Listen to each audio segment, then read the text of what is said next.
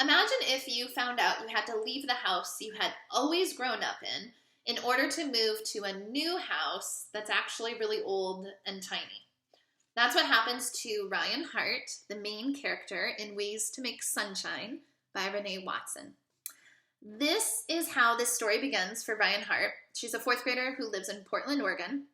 And the very first line of the book says, "I'm a girl with a name that a lot of boys have." And you find out that Ryan's parents chose to name her Ryan because it means king. And they always tell her to live up to her name by being a leader. Sometimes that's hard to do at school, though, because she's got this classmate, Brandon, who teases her a lot, and she has a brother, Raymond, who likes to push her buttons. Ryan's really tough, though, and she never backs down from a challenge. Although Ryan is so strong, she's having a hard time accepting some of the changes in her family. Her dad lost his job 6 months ago, and now the family is really struggling to pay their bills. So they decide to move into a new house, but it's really not new at all. It's a small rental, which her mom keeps calling really cozy. And while Ryan's setting up her new room, she finds this tin canister in the closet, and it has items inside of it, like an old seashell, a postcard, and this decorated hairpin.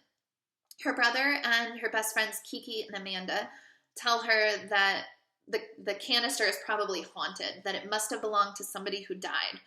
But Ryan's not so sure. She likes imagining that maybe someone else lived in this house before her, and maybe their lives are connected somehow.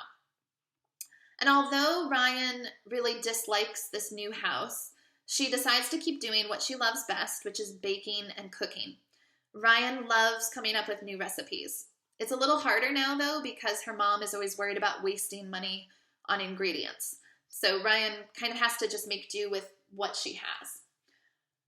Throughout the story, Ryan's also trying to sort out who she is. And there's this one chapter where she's at a birthday party, and her grandma recently straightened her curly hair, so she made it straight. So her mom tells her she can't get in the pool and swim, or else it will ruin her hair.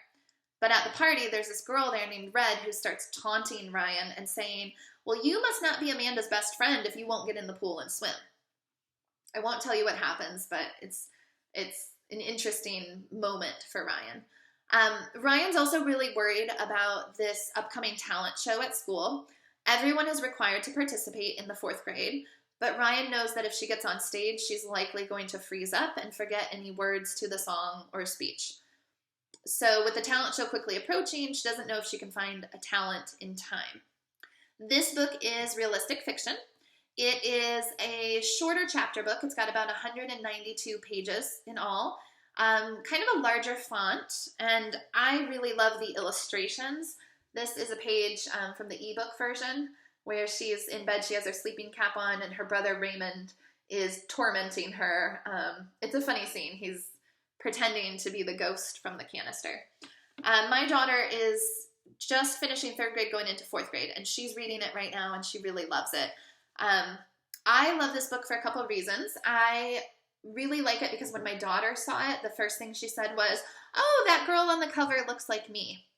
So that's one thing that drew me to the book. I also like that there are a lot of chapters where the main character, Ryan, is learning how to love herself and be confident in who she is and embrace her curls and figure out her friendships. I like that this book is set in Portland. My husband's family is from Portland, so there were a lot of fun mentions about Portland, like Stumpton Coffee and going to Oakwood Amusement Park, Seaside, which is a beach town. So there were all sorts of references to Portland and places that I recognize, which I love.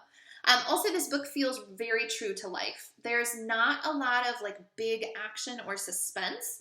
It's more so just like a sweet, realistic story that I think a lot of kids can relate to, especially if you've ever had to move or if you've had to deal with change in your family or if you've ever had to deal with any insecurities or friendship issues. So, does Ryan ever find out who the mysterious canister with the hairpin ever belonged to? Does she get comfortable in her new/old house? And what happens during the talent show? Does she ever discover a talent? To find out, you'll have to read Ways to Make Sunshine by Renee Watson.